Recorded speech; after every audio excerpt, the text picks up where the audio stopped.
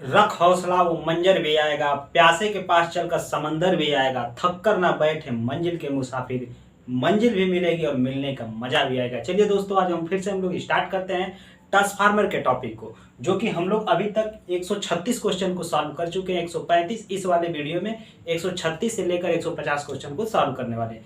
तो वीडियो को आप पूरा देखिएगा और स्टार्ट करते हैं इस वीडियो को। आपको साइड में क्वेश्चन दिखेगा, आप यहाँ से वीडियो को पहले पॉज करिए, इसके बाद जवाब दीजिए। अगर नहीं आ रहा है तब फिर वीडियो को स्टार्ट करिए, क्योंकि इससे आपको प्रैक्टिस से पता चलेगा कि कितने क्वेश्चन आपको आते थे। चलिए दोस्तों, स्टार्ट करते हैं। फर्स्ट क्वेश्चन नंबर 136 को पढ़िए और उसका कमेंट बॉक्स में हमको जवाब भी बताइए। आपका कितना क्वेश्चन सही हुआ है वो भी कमेंट बॉक्स में बताइए। तो चलिए दोस्तों, हम लोग स्टार्ट करते हैं। पढ़िए question number 136। Current transformer use, धारा ट्रांसफार्मर का प्रयोग किया जाता है। करंट ट्रांसफार्मर का प्रयोग करते हैं। करंट ट्रांसफार्मर का प्रयोग कहाँ करते हैं इसके लिए बताइए। देखिए ऑप्शन क्या क्या दिया है उसको भी पढ़ते चलिए और उसको मिलाइए, कौन सा ऑप्शन उसमें मैच कर रहा है। देखिए जो सीटी होती है, सीटी यानी करंट ट्रांसफार्मर की बात कर रहा है। जो करंट ट्रांसफार्मर है इसके बारे में देखिए, समझिए थोड़ा सा। सीटी क्या करता है? करंट ट्रांसफार्मर करंट को कम करता है। क्या करता है? करंट को कम करेगा, यानी करंट को कम करेगा। जब करंट को कम करेगा तो वोल्टेज को क्या करेगा? ये बढ़ाएगा। वोल्टेज को क्या करेगा? बढ़ाएगा। जब वोल्टेज को बढ़ाएगा यानी कौन सा ट्रांसफार्मर हो जाएगा? स्टेप अप ट्रांसफार्मर हो जाएगा। क्या कौन सा हो जाएगा? स्टेप अप ट्रांसफार्मर हो जाएगा। ठीक है, ट्रांसफार्मर हो जाएगा। सीटी क्या करता है? करंट को कम करता है यानी वोल्टेज को बढ़ाता है। जो वोल्टेज को बढ़ाता है उसको कौन सा ट्रांसफार्मर बोलते हैं? स्टेप अप ट्रांसफार्मर बोलते हैं। तो इसमें ऑप्शन को मैच कराइए, कौन सा ऑप्शन आपका मैच कर रहा है? ट्यूटोरियल ट्रांसफार्मर, दूसरा दिया है सेंटर टेप ट्रांसफार्मर, जो सी ऑप्शन दिया है स्टेप डाउन ट्रांसफार्मर, और जो डी ऑप्शन दिया है स्टेप अप ट्रांसफार्मर।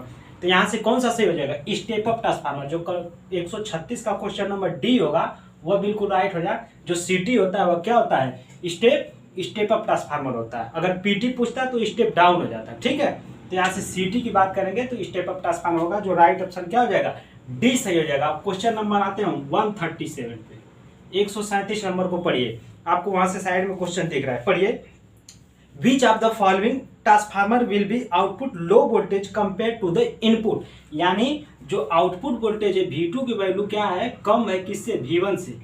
V2 की वही पढ़ रहा है, पढ़िए। आपकी लिखा है कि which of the following transformer will the output at low voltage compared to the input, यानी आउटपुट वोल्टेज जो V2 है या कम है किससे? V1 से। तो कौन सा ट्रांसफार्मर होगा उसके लिए आपको बताना है। ऑप्शन क्या क्या दिया है? निम्नलिखित ऑप्शन दिया है स्टेप डाउन ट्रांसफार्मर। देखिए जब भी आपको V2 की वैल्यू कम है यानी V1 की वैल्यू क्या है? V2 की वैल्यू कम है, V1 की वैल्यू ज्यादा है, यानी कौन सा? स्टेप वोल्टेज कम है तो कौन सा ट्रांसफार्मर होगा? स्टेप डाउन ट्रांसफार्मर होगा, क्योंकि सेकेंडरी वोल्टेज जो है वह कम है। तो यहाँ पर फेरों की संख्या N2 भी क्या होगा? कम होगा।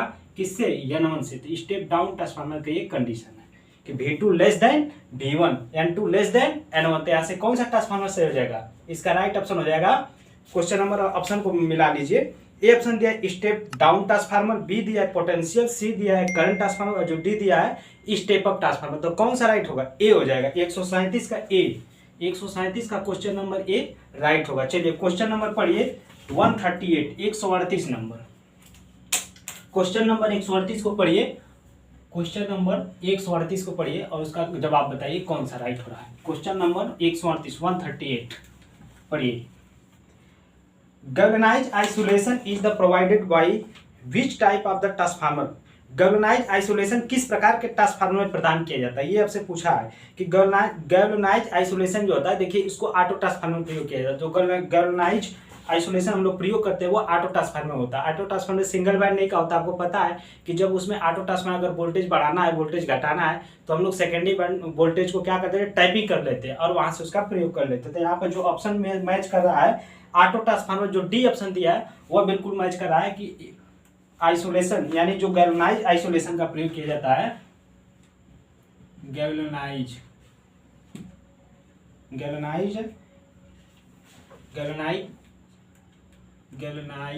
आइसोलेशन ट्रांसफार्मर, ठीक है। यहाँ पर क्या हो जाएगा? ऑटो ट्रांसफार्मर का प्रयोग किया जाता है। ऑटो ट्रांसफार्मर का प्रयोग किया जाता है। तो यहाँ से 138 का राइट ऑप्शन क्या हो जाएगा? मैच कराइए। जो ऑप्शन डी हो रहा है 130 से 138 है ना, 138 का जो होगा ऑटो ट्रांसफार्मर डी ऑप्शन, वो बिल्कुल राइट होगा। क्वेश्चन नंबर 139 को पढ़िए। 139 को पढ़िए, क्या लिखा है, working principle of the transformer is the base, यानी वर्किंग प्रिंसिपल, एक ट्रांसफार्मर का कार्य सिद्धांत क्या है, जो एक ट्रांसफार्मर होता है किस सिद्धांत पे काम करता है। तो ए ऑप्शन क्या दिया, रेडियो फ्रीक्वेंसी के सिद्धांत पर काम करता है। जो बी ऑप्शन दिया म्यूचुअल इलेक्ट्रो इंडक्शन के सिद्धांत पर काम करता है। जो डी ऑप्शन दिया है ईडी करंट पावर धारा पे काम करता है, फोटो रेडिएशन पे काम करता है। 139 का कौन सा हो जाएगा, बी हो जाएगा, म्यूचुअल इलेक्ट्रो इंडक्शन के सिद्धांत पर काम करता है, इलेक्ट्रोमैग्नेटिक इंडक्शन, यानी इलेक्ट्रोमैग्नेटिक बी ऑप्शन जो दिया है वो राइट हो जाएगा, इलेक्ट्रोमैग्नेटिक इंडक्शन के सिद्धांत पर काम करता है। ऑप्शन जो सी दिया 139 का बी है, सी नहीं बी मैच कर रहा है, 139 का बी ऑप्शन मैच हो जा रहा है कि म्यूचुअल इलेक्ट्रोमैग्नेटिक इंडक्शन के सिद्धांत पे काम करता है। क्वेश्चन नंबर 140 को पढ़िए, क्वेश्चन नंबर 140 को पढ़िए और उसका जवाब हमको बताइए कौन सा राइट होगा। क्वेश्चन नंबर 140, क्वेश्चन नंबर 140 को पढ़िए, क्वेश्चन नंबर 140 140 को पढ़िए, क्या लिखा है, the secondary winding is always kept the close in which of the following type of the transformer.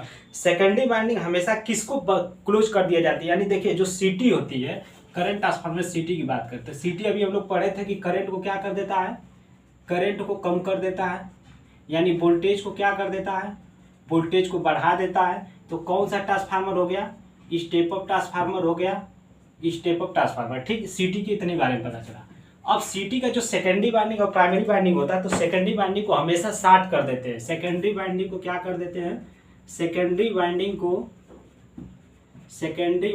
को शार्ट कर देते हैं। क्यों शार्ट कर देते हैं, शार्ट कर देते हैं, ठीक है, शार्ट कर देते हैं। क्यों शार्ट कर देते हैं, क्योंकि जब उसका हम लोग सेकेंडरी वाइंडिंग करते हैं इसलिए शार्ट करते हैं टेस्टिंग में, क्योंकि वहां पर जो व्यक्ति उसको टेस्ट कर रहा है उसको कहीं ना कहीं शॉक न लग जाए, इस वजह से उसको क्या कर देते हैं, शॉर्ट कर देते हैं। तो सेकेंडरी वाइंडिंग को हमेशा ओपन नहीं छोड़ा जाता, किसका, सीटी का। तो ऑप्शन मैच कराइए, देखिए क्या क्या दिया है। Option A current transformer, B दिया है पावर ट्रांसफार्मर, जो सी दिया है पोटेंशियल ट्रांसफार्मर, जो डी दिया है डिस्ट्रीब्यूशन ट्रांसफार्मर। तो ऐसा किसका किया जाता है, सी हो जाएगा राइट। ए ऑप्शन हो जाएगा कि करंट ट्रांसफार्मर होता है उसका सेकेंडरी वाइंडिंग को हमेशा क्या किया जाता है, शार्ट कर दिया जाता है। 140 का क्वेश्चन नंबर ए राइट हो जाएगा, ठीक है। चलिए क्वेश्चन नंबर पढ़िए 141, 141 नंबर को पढ़िए, क्वेश्चन नंबर 141 को पढ़िए, 141 को पढ़िए, क्वेश्चन नंबर 141 को पढ़िए और उसका जवाब हमें बताइए कमेंट बॉक्स में। 141 क्या लिखा है, 141 बैटरी संतुलन परिपथ battery balancing circuit dot dot में वृद्धि करता है, यानी बैटरी संतुलन बैटरी परिपथ बैटरी बैलेंसिंग सर्किट में प्रयोग, ये बैटरी का क्वेश्चन इसमें डाल दिया है। ए ऑप्शन दिया है तापमान, बैटरी की लाइफ, और जो सी ऑप्शन दिया है दाब और सांद्रता। तो देखिए बैटरी संतुलन की बात करा कि जो बैटरी संतुलन सर्किट होती है उसमें वृद्धि क्या करता है। तो अगर बैटरी की कोई बैलेंसिंग सर्किट होगी तो वह लाइफ टाइम को बढ़ा देता है, उसकी लाइफ टाइम क्या हो जाएगी, बढ़ जाएगी। अगर यहाँ पर जो ऑप्शन के हिसाब से देखेंगे तो तापमान से कोई रिलेटेड नहीं होगा, ठीक है। यहाँ पर उसकी लाइफ क्या हो जाएगी, बढ़ जाएगी। तो ए ऑप्शन जो हो जाएगा, बी ऑप्शन हो जाएगा, 141 का जो बी हो जाएगा वह राइट हो जाएगा कि बैटरी की लाइफ जो होती है वह बढ़ जाएगी, बैटरी की लाइफ जो है वो क्या हो जाएगी, इंक्रीज हो जाएगा, यानी बढ़ जाएगी जीवन काल, ठीक है। तो यहाँ से बी ऑप्शन 141 का जो बी होगा वो राइट होगा। क्वेश्चन नंबर 142 को पढ़िए और इसका जवाब बताइए। 142 नंबर, ट्रांसफार्मर के ब्रीदर में प्रयुक्त जेल होता है, ट्रांसफार्मर के ब्रीदर में कौन सा प्रयुक्त जेल होता है, तो उसमें क्या यूज करते हैं हम लोग, देखिए ब्रीदर की बात, यानी इसमें सिलिका जेल यूज होता है। क्या होता है, सिलिका जेल होता है, सिलिका जेल होता है। देखिए सिलिका जेल का अगर अच्छा है मतलब बढ़िया है, जब वह अच्छा होता है तो उसका कलर कैसा होता है, जब वह खराब हो जाता है तब कैसा कलर हो जाता है। जब वह अच्छा होता है तो किस कलर का दिखता है आपको, ब्लू कलर का दिखता है, किस कलर का, ब्लू, नीले कलर का दिखता है। लेकिन जब वो खराब हो जाता है तो किस कलर का दिखता है, पिंक कलर का दिखता है। अब बिल्कुल खराब हो जाता है तो किस कलर का दिखता है, वो व्हाइट हो जाता है, बिल्कुल सफेद हो जाता है, ठीक है। तो यहाँ से आपको सबसे ज्यादा ये पूछा जाता है कि जब सिलिका जेल नमी को सोख लेता है तो किस कलर में चला जाता है, पिंक कलर में। आप वहां से साइड भी सिलिका जेल का देख रहे हैं, जब उससे देखने से क्या होता है, जो ब्लू कलर का दिखाई दे रहा है वो अच्छा सिलिका जेल है, लेकिन जो खराब आपको पिंक कलर का दिखाई दे रहा है वह खराब सिलिका जेल है, यानी नमी को वो सोख चुका है, इसलिए उसका कलर कैसा हो गया, पिंक कलर का हो गया, ठीक है। तो यहाँ से मिलाइए ऑप्शन को क्या क्या दिया है। क्वेश्चन नंबर 142 सिलिका जेल ही प्रयोग किया जाता है, माइका जेल और इसके बाद सिलिकॉन जेल। जो सी ऑप्शन दिया देखिए लिखा है सिलिकॉन जेल, तो सिलिकॉन कोई जेल नहीं होता, ऐसा कुछ नहीं होता। सिलिकॉन वो अर्धचालक पदार्थ होती है, सेमीकंडक्टर मटेरियल होता है, ठीक है, वो कोई पदार्थ जेल नहीं होती। तो राइट ऑप्शन जो होगा डी हो जाएगा। 142 का जो राइट ऑप्शन होगा क्या होगा, डी हो जाएगा। चलिए ठीक है, अब आते हैं हम लोग क्वेश्चन नंबर 143 को पढ़िए और उसका जवाब बताइए। Question number 143, 143 number, question number 143 को पढ़िए, 143 नंबर। इसका राइट ऑप्शन क्या होगा, 143 नंबर। ट्रांसफार्मर में आयन की पैरा विद्युत सामर्थ्य प्रति एमएम होने की अपेक्षित की जाती है। तो देखिए ट्रांसफार्मर में जो आयन की पैरा विद्युत होती है वो कितना होता है, 30 केवी पर एमएम होता है। आयल का जो होता है, आयल का जो होता है, आयल का वो कितना होता है, 30 केवी पर एमएम।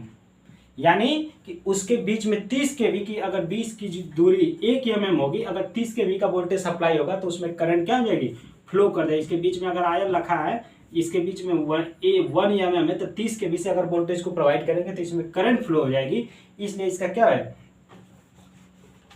तो राइट ऑप्शन हो जाएगा ट्रांसफार्मर में आयन पैरा विद्युत सामर्थ्य। इसका क्या है, ये पैरा विद्युत सामर्थ्य, पैरा विद्युत, पैरा विद्युत सामर्थ्य, पैरा विद्युत, पैरा विद्युत सामर्थ्य, ठीक है। डाइलेक्ट्रिक स्ट्रेंथ, ये इसका हो जाएगा dielectric strength, electric dielectric strength 30 केवी पर एमएम आयल का होता है, ठीक है। तो यहाँ से राइट ऑप्शन क्या हो जाएगा, बी ऑप्शन हो जाएगा। 143 का बी राइट हो जाएगा, 30 केवी पर एमएम हो जाएगा। मतलब कि 1 एमएम के बीच की दूरी अगर 30 केवी वोल्टेज का प्रोवाइड किया जाएगा तो उसमें धारा प्रवाहित हो जाएगी, यानी वो ब्रेक हो जाएगा, ठीक है। चलिए क्वेश्चन नंबर आइए 144, 144 नंबर को पढ़िए और इसका जवाब बताइए।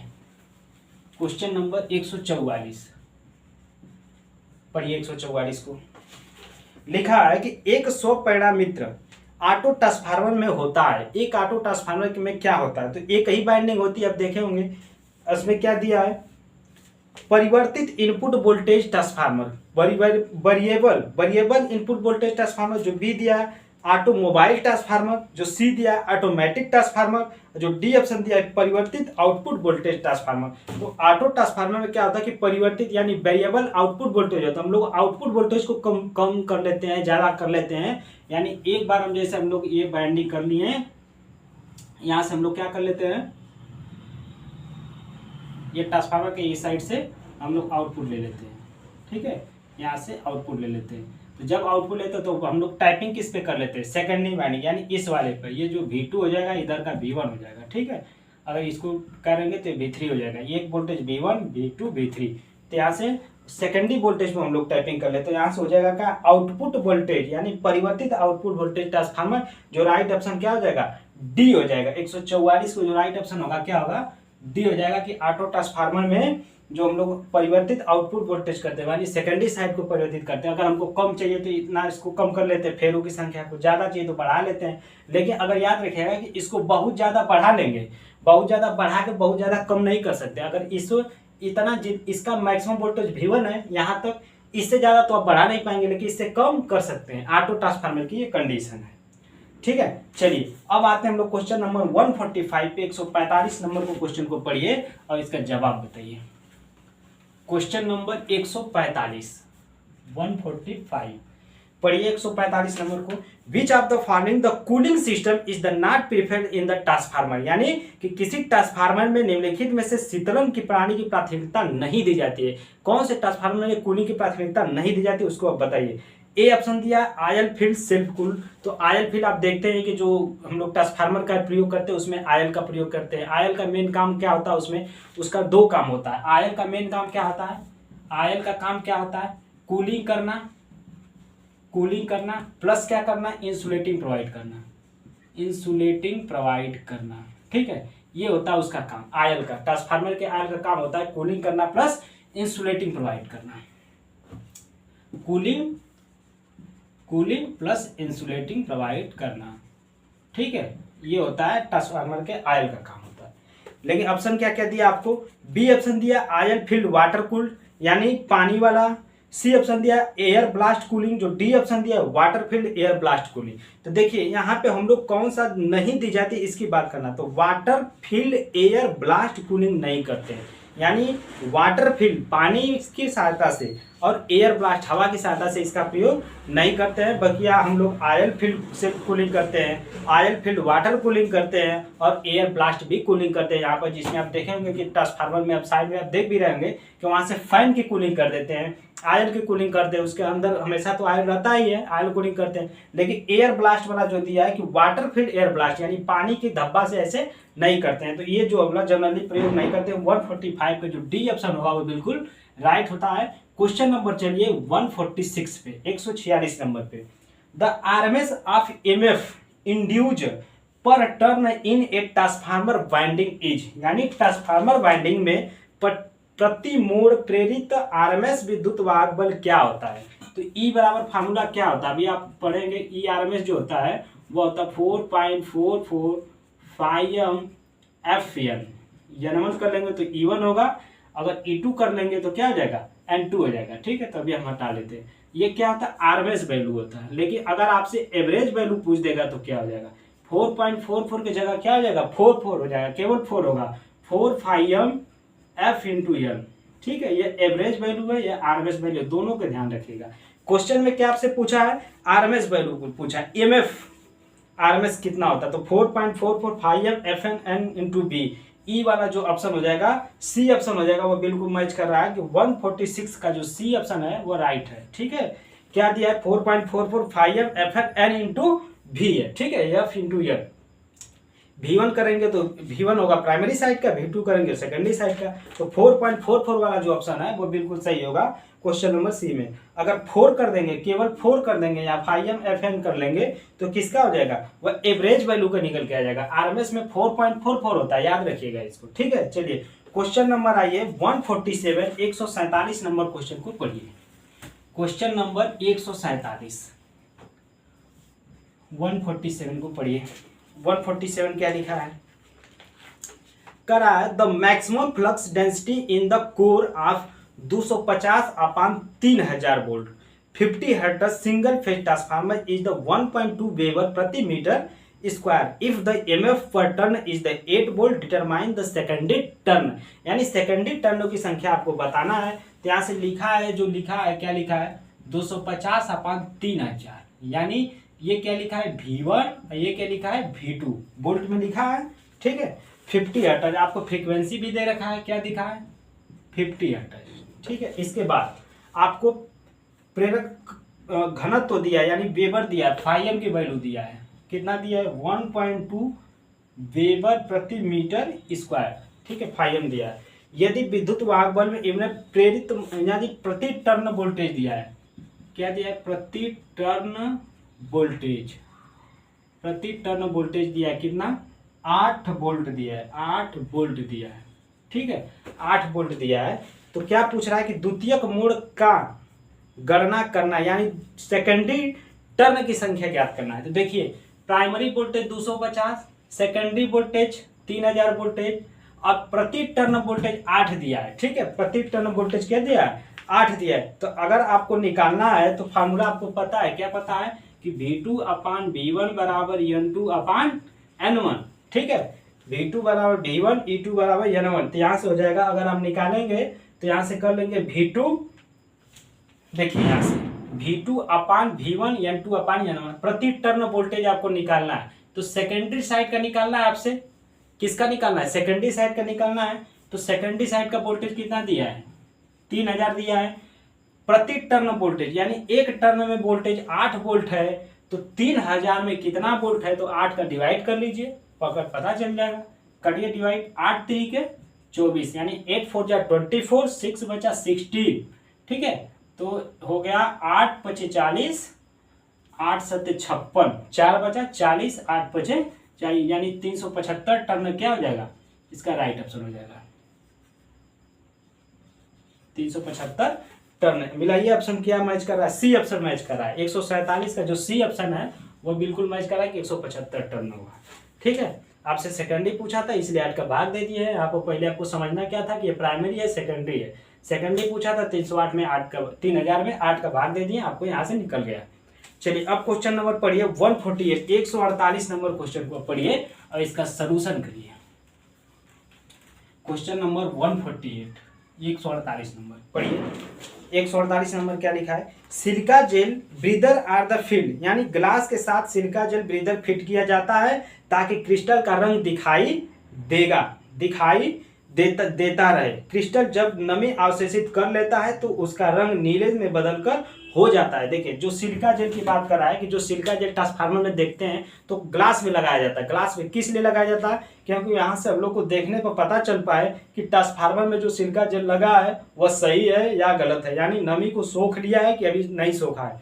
अगर ब्लू कलर का दिखाई दे रहा है, अगर ब्लू कलर का दिखाई दे रहा है या पिंक कलर का दिखाई दे रहा है, तो जब ब्लू कलर का दिखाई दे रहा तो वो सिलिका जेल अच्छा है, नमी को नहीं सोखा है, अभी फ्रेश है, ताज़ा है। लेकिन जब वो पिंक कलर का दिखाई दे रहा तो यानी वह नमी को क्या किया, नमी को सोख चुका है, नमी को सोख चुका है वह सिलिका जेल। ठीक है, तो यहाँ से नमी को सोख चुका है इसलिए पिंक कलर दिखाई दे रहा है, जबकि वह अच्छा है तो फ्रेश है, तो किस कलर का, यहाँ से क्या ये फ्रेश है, फ्रेश सिलिका जेल का है। ठीक है, फ्रेश सिलिका जेल का। तो यहाँ से राइट ऑप्शन क्या हो जाएगा, मैच करा लीजिए, पढ़ लीजिए ऑप्शन जो दिया है। 148, 148 नंबर क्वेश्चन है। रेड हो जाता है यानी जब नमी को सोख लेता है उसका रंग नीले में इससे बदलकर निम्नलिखित हो जाता है। जब वो अच्छा था तो किस कलर का था, ब्लू कलर का था, ब्लू कलर का था। लेकिन जब वो नमी को सोख लेता है तो किस पिंक कलर में हो जाएगा, क्योंकि वो कैसा हो जाता है, पिंक कलर का हो जाता है। राइट ऑप्शन क्या हो जाएगा, बी हो जाएगा। 148 का बी होगा, वो बिल्कुल राइट होगा। ठीक है, चलिए क्वेश्चन नंबर आइए 149, 149 को पढ़िए। 149 नंबर क्वेश्चन को पढ़िए, क्या लिखा है। क्वेश्चन नंबर 149, 149 लिखा है कि in a current transformer when of the current is the following in the primary circuit then the secondary circuit, यानी करंट ट्रांसफार्मर में प्राइमरी सर्किट में जब करंट प्रवाहित हो रहा है तो सेकेंडरी परिपथ होगा। देखिए अब क्या करते हैं हम लोग कि सेकेंडरी परिपथ यानी सीटी की बात कर रहा है, सीटी की बात कर रहा है, क्या करंट किसकी बात कर रहा है, सीटी की बात कर रहा है। करंट ट्रांसफार्मर, करंट ट्रांसफार्मर को यूज करते हैं सीरीज में, पीटी को यूज करेंगे पैरेलल में। सीटी मतलब करंट को कम करेगा, सीटी मतलब करंट को कम करेगा यानी वोल्टेज को बढ़ा देगा, यानी वोल्टेज को बढ़ा देगा। ट्रांसफार्मर कौन सा बन जाएगा, स्टेप अप ट्रांसफार्मर बन गया, स्टेप अप ट्रांसफार्मर। इसके सेकेंडरी जो बाइंडिंग होती है, सेकेंडरी बाइंडिंग होती है, उसको हम लोग क्या कर देते हैं, शार्ट कर देते हैं, ओपन नहीं करते हैं, ओपन नहीं करते हैं। याद रखिएगा कि जो सेकेंडरी बाइंडिंग को ओपन नहीं करते। ठीक है, सेकेंड उसको क्या करते हैं, सेकेंडरी बाइंडिंग को शार्ट कर देते हैं। तो ऑप्शन को मैच करिए, क्या क्या दिया है। ए ऑप्शन दिया not to be the kept open, यानी खुला नहीं रखा जाता है। बात सही है कि ओपन नहीं करते हैं, तो क्या हो जाएगा, ए ऑप्शन ही उसका मैच कर गया बिल्कुल पहला। तो क्वेश्चन नंबर 149 का ए ऑप्शन बिल्कुल क्या होगा, राइट होगा कि सेकेंडरी बाइंडिंग को हम लोग क्या करते हैं, ओपन नहीं करते हैं। ठीक है, चलिए क्वेश्चन नंबर पढ़िए 150 नंबर, क्वेश्चन नंबर पढ़िए 150 नंबर को। पूरे क्वेश्चन को आप देखिए, क्योंकि इसमें जितना भी क्वेश्चन पूछा है कहीं न कहीं एएलपी में, डीएमआरसी में, एलएमआरसी में, हर जगह से क्वेश्चन पूछा हुआ है। क्वेश्चन नंबर 150 पढ़िए। 150 को लिखा है कि the potential transformer is use up to reduce the high voltage to a safe value of the operation. The voltmeter is the primary has the voltmeter, यानी वोल्टमीटर के प्रचालन के लिए विभव ट्रांसफार्मर यानी पीटी की बात कर रहा है। जैसे अभी तक हम लोग पढ़े थे सीटी का बार बार पूछ रहा था, अब किसका पूछा है, पीटी यानी पोटेंशियल ट्रांसफार्मर। पोटेंशियल ट्रांसफार्मर किस में यूज करते हैं, पैरेलल में यूज करते हैं। किस में यूज करते हैं, पैरेलल में यूज करते हैं, पैरेलल में यूज करते हैं। किस में यूज करते हैं, पैरेलल में यूज करते हैं। ठीक है, पोटेंशियल ट्रांसफार्मर किस में यूज करेंगे, पैरेलल में। सीटी को किस में यूज करेंगे, सीरीज में। पैरेलल में पोटेंशियल ट्रांसफार्मर यानी वोल्टेज को कम कर देता है, वोल्टेज को कम करता है मतलब कौन सा ट्रांसफार्मर बन गया, स्टेप डाउन ट्रांसफार्मर बन गया। अगर इस तरह से आप बनाएंगे तो कभी भूलेंगे नहीं, स्टेप डाउन ट्रांसफार्मर, नहीं तो बहुत कंफ्यूजन हो जाता है कि स्टेप अप है कि स्टेप डाउन है। आपको सीधे समझिए कि पीटी यानी पोटेंशियल ट्रांसफार्मर वोल्टेज को कम करेगा, तो वोल्टेज को कम करता है वो स्टेप डाउन होता है, जो वोल्टेज को बढ़ा देता है स्टेप अप होता है। तो स्टेप डाउन ट्रांसफार्मर बन गया पीटी। चलिए कोई ऑप्शन का पढ़िए क्या क्या दिया है। हाँ, जब स्टेप डाउन हो गया तो यहाँ से क्या हो जाएगा, N2 की संख्या N1 से कौन ज्यादा होगा, स्टेप डाउन है तो ये N1 की वैल्यू क्या होगी, ज्यादा होगी N2 से। V2 की वैल्यू लेस देन V1 हो जाएगा। I1 I1 और I2, इसमें कौन ज़्यादा होगा, इसका उल्टा हो जाएगा। यानी अगर I1 की वैल्यू किसको करेंगे, यहाँ से V2 ज़्यादा है तो यहाँ पर I1 ज़्यादा होगा। ठीक है, ये चीज़ याद रखिएगा क्योंकि फार्मूला से हम लोग निकाल लेते हैं। तो ऑप्शन को पढ़िए क्या क्या दिया है, करा less number of the turn in the secondary winding, जो less number of turn secondary winding की संख्या कम होती है। बी ऑप्शन दिया है more number of turn the secondary winding, यानी सेकेंडरी वाइंडिंग की संख्या जो है सेकेंडरी में फेरों की संख्या अधिक होती है। सेकेंडरी में फेरों की संख्या अधिक होती है, किसमें की बात कर रहा है, यह विभव ट्रांसफार्मर यानी पोटेंशियल ट्रांसफार्मर की बात कर रहा है, स्टेप डाउन ट्रांसफार्मर की बात कर रहा है। तो स्टेप डाउन में फेरों की संख्या क्या होगी, कम होगी, प्राइमरी में ज्यादा होगी। ठीक है, प्राइमरी में ज्यादा होगी। तो सेकेंडरी में फेरों की संख्या से अधिक होती है, किसमें, प्राइमरी में। प्राइमरी की बात कर रहा है ना कि प्राइमरी में फेरों की संख्या होती है, तो प्राइमरी में फेरों की संख्या क्या होती है, ज्यादा होती है, किससे, सेकेंडरी से। तो राइट ऑप्शन क्या होगा, बी सही हो जाएगा। 150 का जो होगा वो 20 सही होगा। अभी तक हम लोग ने 150 क्वेश्चन को सॉल्व कर चुका है। अगर आप इसके पहले के क्वेश्चन को नहीं देखें तो उसको जरूर देखिए, एक एक करके पूरे प्लेलिस्ट को तैयार कर दिया है हमने। आप उसको पूरा देखिए, सीरियल से देखिए, क्योंकि ट्रांसफार्मर से क्वेश्चन आपको कहीं ना कहीं प्रत्येक एग्जाम में जितने भी टेक्निकल इलेक्ट्रीशियन से पूछा जा रहा है, इलेक्ट्रिकल इलेक्ट्रॉनिक से, ट्रांसफार्मर से आपसे इस टॉपिक से जरूर क्वेश्चन पूछा जाता है। और जो यूथ कंपटीशन का बुक है, यह पूरे सिलेबस यानी कि जितने आपसे एग्जाम में पूछा गया उसका क्वेश्चन दे रखा है, और कोई भी एक ऐसा क्वेश्चन ऐसा नहीं है कि जो खुद के द्वारा बनाया गया है। इसमें सब कहीं न कहीं किसी एग्जाम में दिया गया है। खास करके आपको ALP लोको पायलट वाले में दिया है, UPPCL TG2 वाले का दिया है, DMRC का दिया है, भाभा एटॉमिक का दिया है। ठीक है, प्रत्येक एग्जाम में ऐसे LMRC DMRC सब कंपटीशन एग्जाम को एक करके क्वेश्चन को सिलेक्ट करके वो सीरीज को तैयार किया है। तो हम लोग इसीलिए इस बुक को रेफरेंस लेके सॉल्व कर रहे हैं। तो हम लोग 150 क्वेश्चन अभी तक सॉल्व कर चुके हैं। अगर इससे पहले के क्वेश्चन आप नहीं देखे हैं तो आप जरूर देखिए, क्योंकि काफी इंपॉर्टेंट है। चलिए दोस्तों, हम लोग मिलते हैं नेक्स्ट वीडियो में। वीडियो को आप लाइक और शेयर जरूर कर दीजिए, चैनल को सब्सक्राइब कर लीजिए। अगर आप नए हैं तो अपने दोस्तों के साथ भी शेयर कर दीजिए। मिलते हैं नेक्स्ट वीडियो में। जय हिंद।